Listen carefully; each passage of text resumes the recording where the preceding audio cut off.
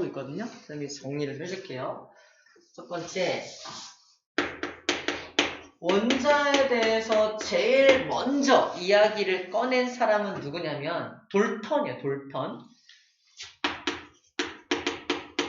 책에는 돌턴이 나오나? 안 나오죠. 돌턴도 안 나와요. 돌턴이란 사람이 원자에 대해서 최초로 모형을 제시하는데, 원자가 뭐냐? 물질을 막 잘게 쪼개면 더 이상 쪼개지지 않는 작은 입자가 나온다. 공 모양의 입자가 나온다. 그 녀석을 원자라고 한다. 원자라고 처음 이름 붙인 사람이야.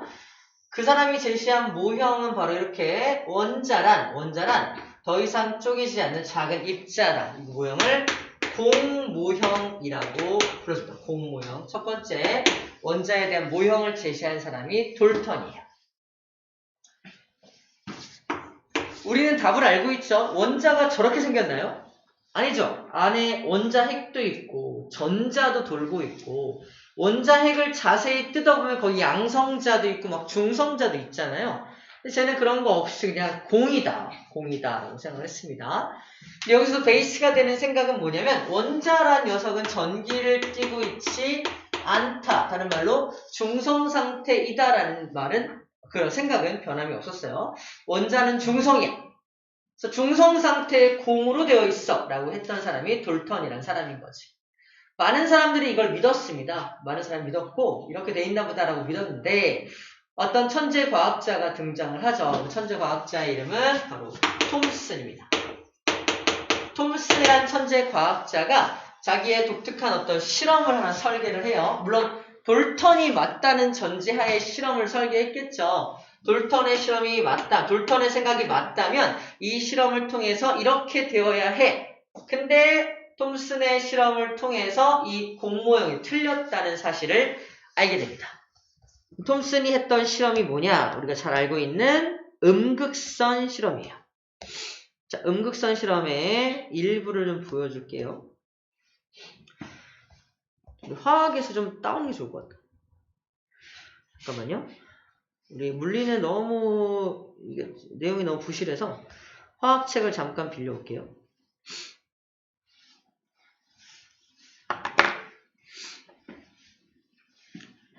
원자를 구성하는 입자 발견입니다. 이 화학하고 내용이 겹쳐가지고 꿀이죠. 첫 번째 바로 요겁니다. 자, 해볼게요. 자, 이게 음극선 실험인데, 음극선 실험이 뭐냐면,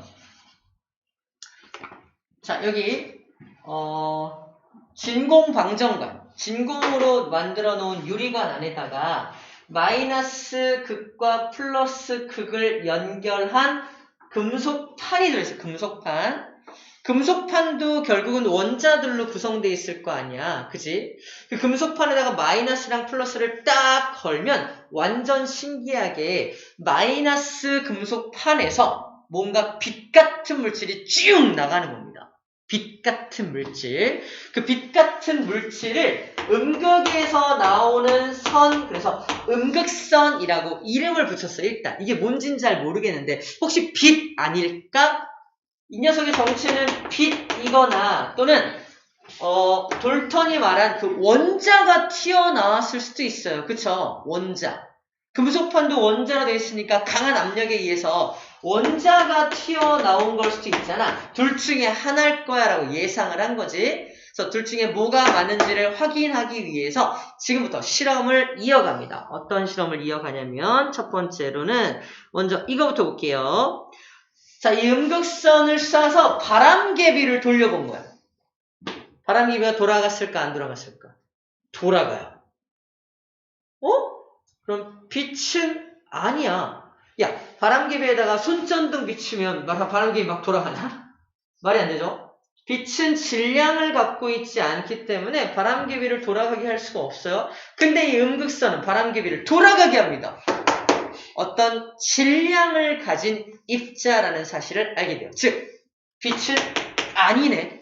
음극선이 빛은 아니야. 그러면 원자인가 보다, 원자. 근데 원자는 전기를 띄어야 안 띄어요? 중성이죠. 중성이야. 원자인가 보다 하고서 추가 실험을 합니다. 어떤 실험? 바로 이런 실험을 해요. 첫 번째, 올려보자. 음극선을 쏴. 그 다음에 자석을 갖다 댄다? 휘어줘. 중성이 자석에 반응을 하나? 안 할 텐데 이상하다? 추가 실험합니다. 어떤 추가 실험? 바로 요 녀석이야. 확실하게 하기 위해서 음극선을 쏜 다음에 위아래에다 전기장을 걸어줘 본 거야. 여기다는 마이너스 극 전기를 걸고 여기다 플러스를 건 다음에 어느 방향으로 휘어지는지를 본 거지. 만약에 중성 입자라면 곧장 직진하겠죠. 하지만 휘어집니다. 어느 방향으로? 플러스 극 방향으로 휘어지더라는 거야. 이걸 통해서 확실히 알게 된 거지. 이상한 게 아니야. 이 녀석은 입자긴 입자야.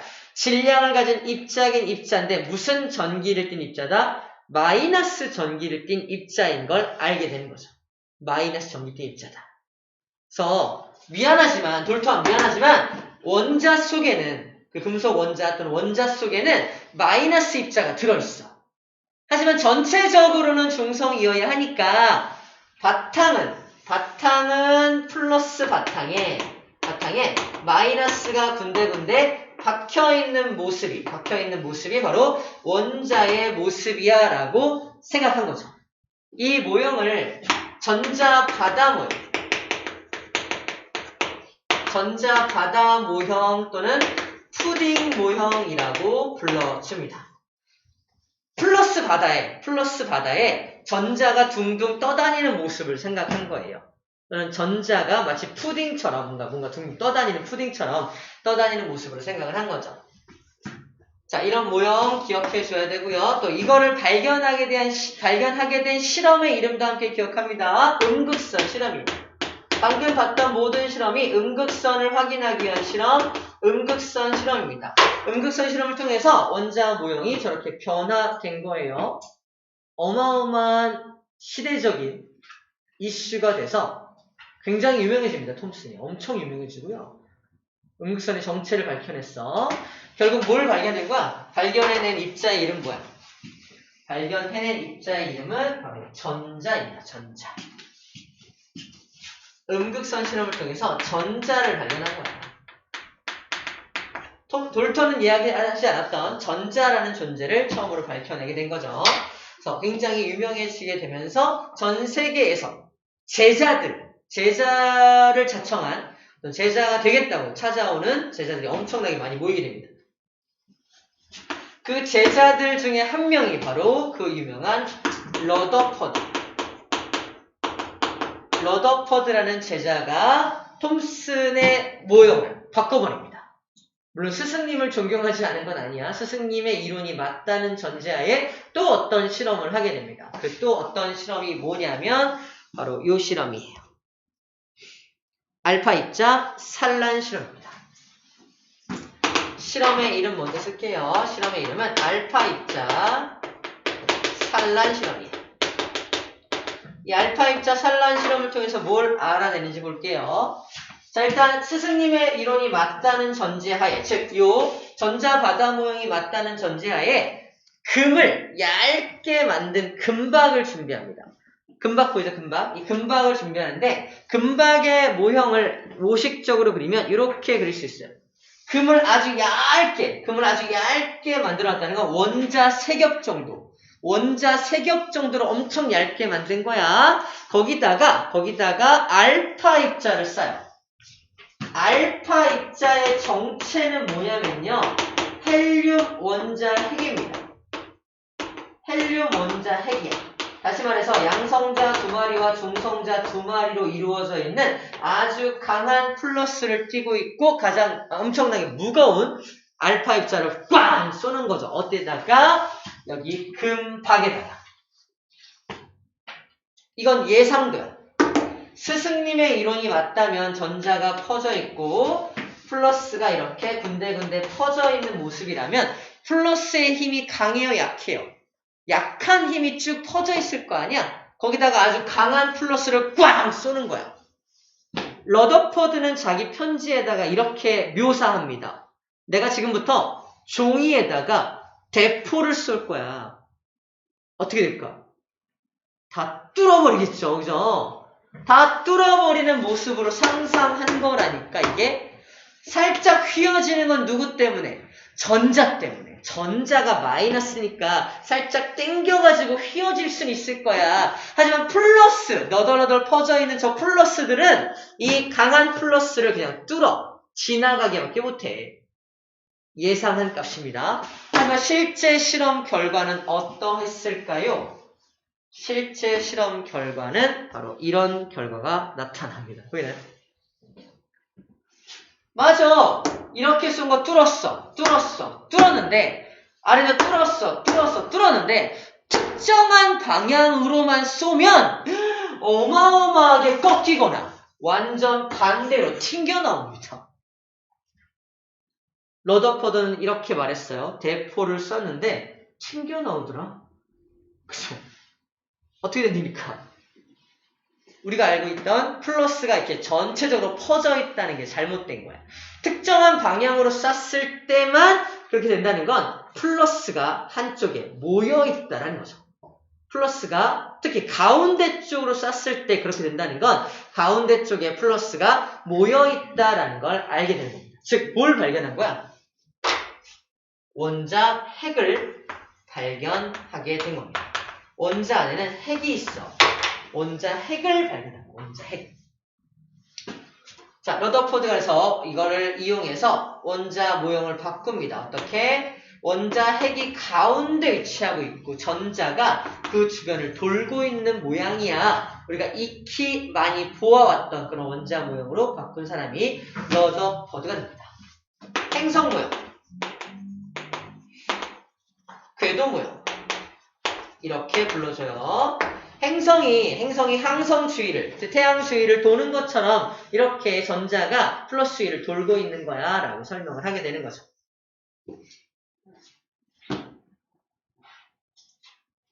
자, 이게 알파 입자 산란 실험을 통해서 그렇게 알게 되는 겁니다. 전체적인 실험의 모양은 바로 이런 모양이에요. 금박에다 쐈더니 특정한 방향으로 쐈을 때 대부분 통과하는 게 이거야. 대부분은 통과하지만 강하게 꺾이거나 완전 반대로 튕겨 나오는 것들이 있더라. 특정한 방향으로 쐈을 때 그렇게 되더라라는 것을 실험을 통해서 알게 되는 실험 장치입니다. 자, 이렇게 해서 원자 모형이 점점 변천하고 있는 모습이야. 자, 화학 때 배웠겠지만 러더포드의 원자 모형도 문제점이 좀 있어요. 문제점이 있어서 보어라는 사람이 이것을 약간 더 좀 확장했달까 또는 좀 보완했달까. 보완한 모양이 뭐냐면 껍질의 개념을 제시해서 껍질 모형을 제시합니다. 껍질 모형. 이건 어떤 실험을 했다기보다도 러더포드의 모형으로 설명할 수 없는 어떤 현상을 설명하기 위해서 이론적으로 제시한 모형이 껍질 모형입니다. 이 껍질 모형까지 우리 물리책에는 소개가 되어 있어요. 오비탈 모형까지는 소개 안 하고 있죠. 그래서 껍질 모형까지 소개가 되어 있는 게 148쪽 맨 위에 있는 그 모형들입니다.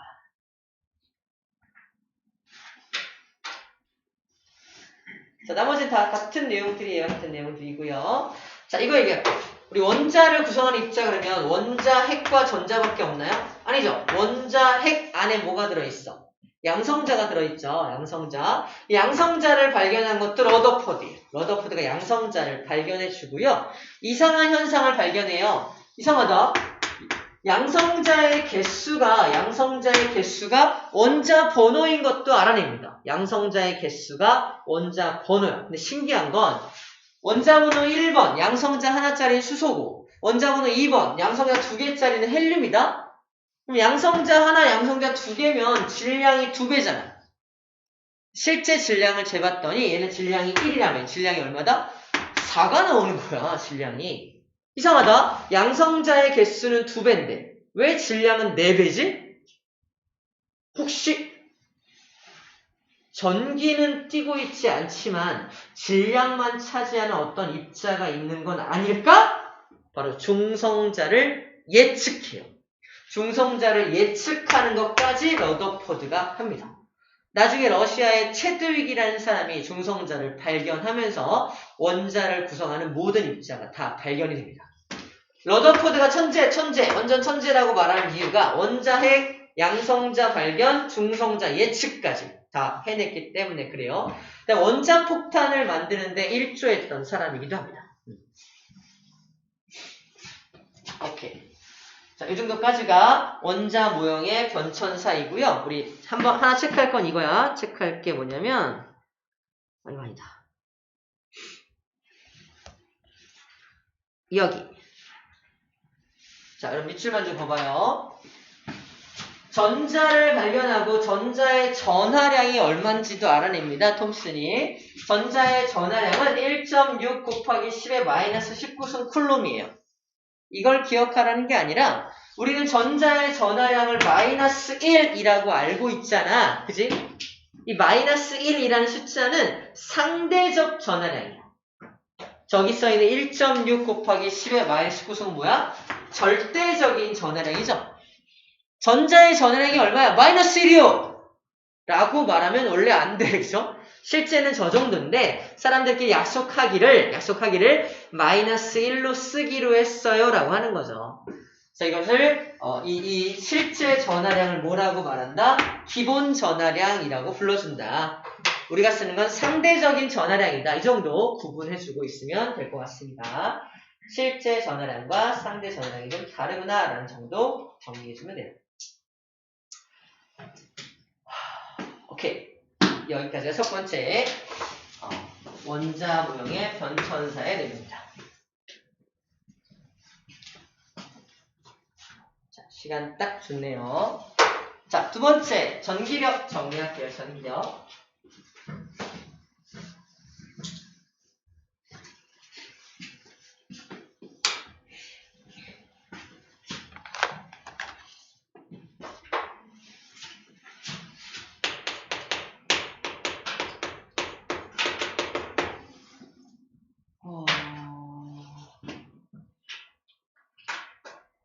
전기력도 화학 때 또 배웠어요. 쿨롱의 그죠? 똑같은 내용인데 자, 전기력을 힘이니까 F라고 표현한다면 여기 A라고 하는 입자와 B라고 하는 입자가 있는데 또 입자와 입자 간의 거리가 R만큼 떨어져 있다라고 하고요. A 입자가 플러스 1Q의 전하량을 가지고 있고 B가 마이너스 1Q의 전하량을 가지고 있다면 서로 잡아당기겠죠. 서로 잡아당기는 걸 인력이라고 합니다. 전기력은 크게 두 가지가 있겠죠. 잡아당기는 힘과 밀어내는 힘. 잡아당기는 힘을 인력, 밀어내는 힘을 청력이라고 하는데 같은 극끼리는 밀어낼 거고요. 다른 극끼리는 잡아당기게 되겠죠. 전기력의 정의도 중요합니다. 전기력이란 전하를 띤 두 입자 간에 작용하는 힘이라고 정의가 되어 있습니다. 전기력의 정의. 책에 나와 있나? 밑줄 볼게요. 전기력. 두 전하 사이에 작용하는 힘. 두 전하. 이게 시험 문제야. 이게 시험 문제 낼 게 뭐가 있냐? 이거 보세요. A라는 입자가 있고요. B라는 입자가 있는데 하나는 플러스를 띠고 있고 하나는 전기를 안 띈다? 둘 사이에는 전기력이 작용해야 해. 안 한다는 얘기야. 둘 다 전기를 띠고 있어야 전기력이 작용한다. 이 얘기를 하고 있는 거예요. 두 전하 사이에 작용하는 힘이기 때문에 하나라도 전하를 안 띠면 전기력은 발생되지 않게 됩니다. 여기 강한 플러스가 있어. 나는 전기를 띄어 안 띄어? 안 띄죠. 강한 플러스가 있다고 내가 달라붙나요? 얘가 날 밀어내나요? 아니, 우리 사이에는 아무런 힘도 발생되지 않습니다. 왜? 내가 중성이니까. 전기를 띠고 있지 않은 입자와는 전혀 관계가 힘이 작용하지 않는다 라는 뜻이에요. 그래서 두 전하 또는 두 입자라는 뜻이 되게 중요해요. 자, 이 A라는 물질과 B라는 물질 사이에는 전기력이 작용하겠죠. 왜? 둘 다 전하를 띠고 있으니까. 둘이 얼만큼의 전기력을 띠냐? 전기력에 대한 관계식을 유도해보면은 전기력은 잘 봐. A가 플러스 1Q, B가 마이너스 1Q의 전하량이 있는데 만약에 A의 전하량을 플러스 2Q로 바꾸면 힘이 세지죠. A가 B를 세게 잡아당깁니다. 그럼 전기력도 세지는 거거든. 그래서 전기력은 이 녀석의 전하량을 Q1이라고 한다면 Q1의 전하량이 커지면 쟤도 같이 커지겠죠? Q1에 비례한다라고 쓰고요. 마찬가지로 얘도 마이너스 1Q가 아니라 마이너스 2Q로 바꾸면요. 얘가 얘를 세게 잡아당기겠죠? 마찬가지로 얘의 전하량이 커져도 전기력이 함께 커집니다. 뭐에 비례한다? Q2에 비례하게 되는 겁니다. 각각의 전하량에 비례합니다. 두 번째, 둘 사이의 거리가 멀어지면 힘도 약해져요. 가까워지면 힘도 강해지거든요. 근데 이게 3차원 공간이라서 또 그려볼게요. 3차원 공간이라서 자, 별을 하나 예를 들게요. 별빛이 이 방향으로 퍼져나간다고 합시다. 3차원 공간으로. 그때 내가 아주 가까운 거리에서 이 별을 보고 있어. 굉장히 밝게 보이겠죠. 별에서 방출하는 빛이 100이라면 굉장히 가까운 곳에서 관찰하는 나에게는 100의 에너지가 다 도달합니다. 그죠? 내 온몸을 100이 쫙 비추고 있는 거야. 근데 거리가 2배만큼 멀어진 곳에서 내가 이 별빛을 관찰을 하면 이 별빛이 쫙 퍼질 거 아니야. 그죠? 3차원 공간을 퍼지니까 그 중에 한 군데에 내가 서 있게 되는 거거든? 나한테 도착하는 별빛은 전체 별빛의 양의 4분의 1밖에 도착하지 않게 돼요. 이해돼요? 거리가 2배 멀어지면 나는 4분의 1밖에 빛을 못 받습니다. 25밖에 못 받아요. 전체 4분의 1 되겠죠? 거리가 3배만큼 멀어지면 3R이 되면은 공간이 9배로 증가합니다. 이렇게. 그 중에 하나에 서 있으면 나한테 도착하는 빛의 양은 9분의 1밖에 안 됩니다. 3차원 공간일 때 이렇게 에너지가 퍼져나갑니다. 에너지가 퍼져나가. 자, 이런 관계가 있기 때문에 마찬가지 이 전기력도 3차원 공간에 작용하는 거기 때문에 거리가 2배 멀어지면 잘 봐. 2배 멀어지면 힘은 약해지죠. 몇 분의 몇으로? 거리가 2배일 때 4분의 1, 거리가 3배일 때 9분의 1. 무슨 관계가 있죠? 거리의 제곱분의 1로 약해집니다. 즉 전기력은 뭐하다? 거리의 제곱에 반비례한다는 관계식을 가지게 돼요. 그렇게 나온 관계식이 전기력 공식. 전기력은 F는 이 비례식들을 는으로 바꿀 때 상수가 필요합니다. 쿨롱이 연구한 거라서 자기 이름 따서 쿨롱 상수를 집어넣고요. 비례식을 는 바꿀 때 필요한 거야. 그 다음 뭐에 비례한다? Q1과 Q2에는 비례하고요. 아래 제곱에는 반비례하기 때문에 저런 전기력 공식이 만들어지게 되는 겁니다.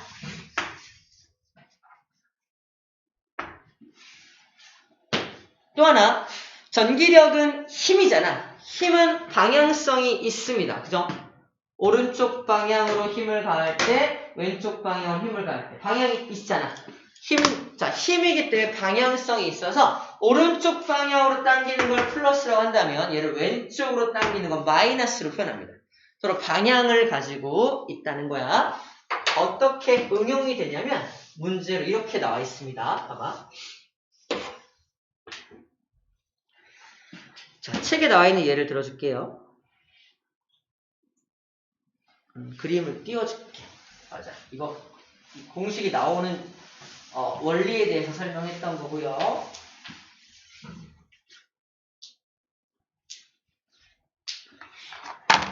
자, 그래서 봐봐. 요 그림 봐봐. 세 개의 전화 사이에 작용하는 전기력. 그래서 A에 작용하는 전기력을 구할 거거든. A가 여기 있죠. A가 여기 있죠. 자, B는 여기 있고 C는 여기 있어요. 그쵸? A가 받는 전기력의 크기를 구해라가 문제입니다. 세 개의 전화가 있어요. 그럼 A는 B로부터 얘는 마이너스고 얘는 플러스잖아. 어느 방향으로 당겨지냐? 오른쪽 방향으로 당겨지겠죠. 인력이니까. 그러면 이걸 써볼게. 전기력.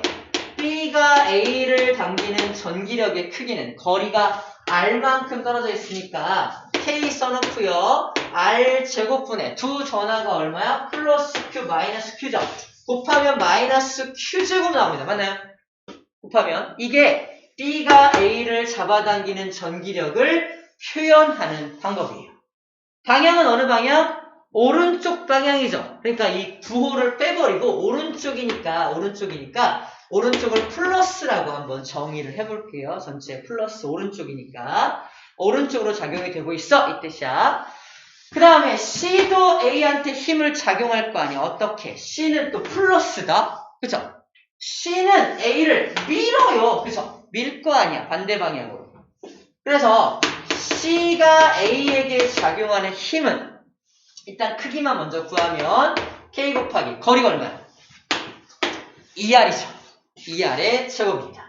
4R 제곱 나오겠죠? 4R 제곱 나오고요. 그 다음에 두 전하의 곱이니까 2Q 곱하기 플러스 Q니까 2Q의 제곱 나옵니다. 맞나요? 방향이 왼쪽 방향이야. 그쵸? 그래서 이걸 마이너스로 설정을 하는 거야.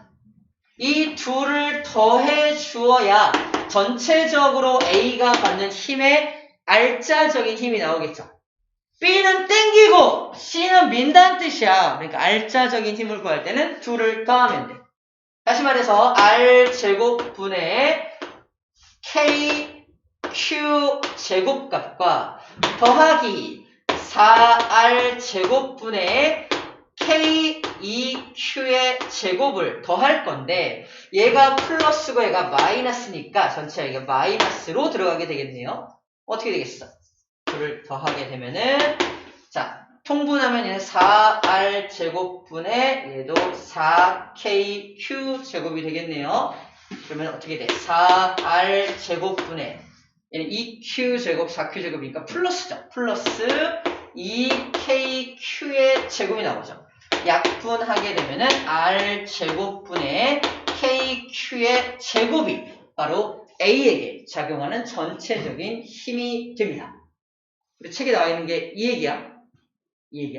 방향성을 고려하고 있다는 말을 하고 있습니다. 방향성을 고려해서 전체 전기력의 힘을 구해낼 수 있다는 뜻이야. 문자로 구하고 있죠. 엄청나게 문자로. 숫자로 호락호락하게 주지 않고요. 문자 형태로 구하는 문제가 출제가 되니까 지금 중에 낯설어서 이게 뭐야? 할 수 있겠지만 그냥 간단하게 우리가 알고 있는 전기력 공식에 그대로 집어넣은 다음에 방향성만 고려해서 이렇게 구해준 겁니다. 어려운 내용이 아니라고 얘기해주고 있는 거예요. 자, 이렇게 전기력에 대한 설명을 좀 했습니다. 전기력은 이렇게 구하는 거야. 그럼 이 타이밍에 우리는 왜 전기력 얘기를 하고 있을까? 바로 원자 때문에 그래요. 원자가 원자의 모형 또는 원자의 형태를 유지할 수 있는 이유는 바로 원자 핵이 전자를 잡아당기는 전기력 때문입니다. 전기력이 존재하기 때문에 원자가 존재할 수 있게 됩니다. 원자가 있으니까 물질이 만들어지죠. 물질이 있으니까 생명체가 만들어지겠죠.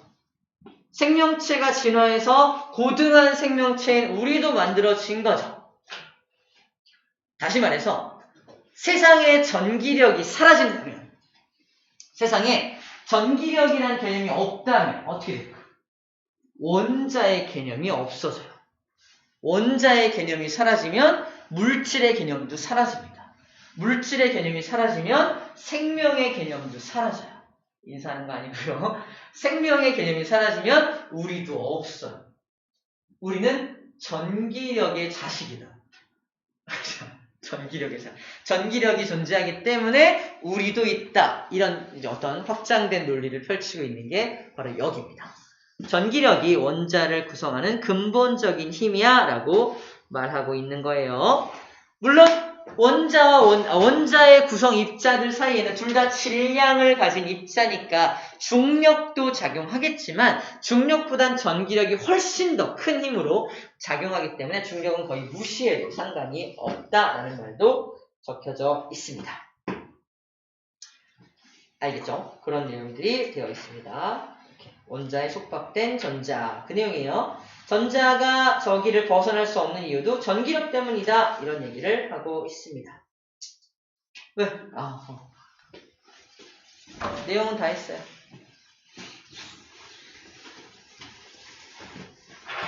한번 줘봅시다.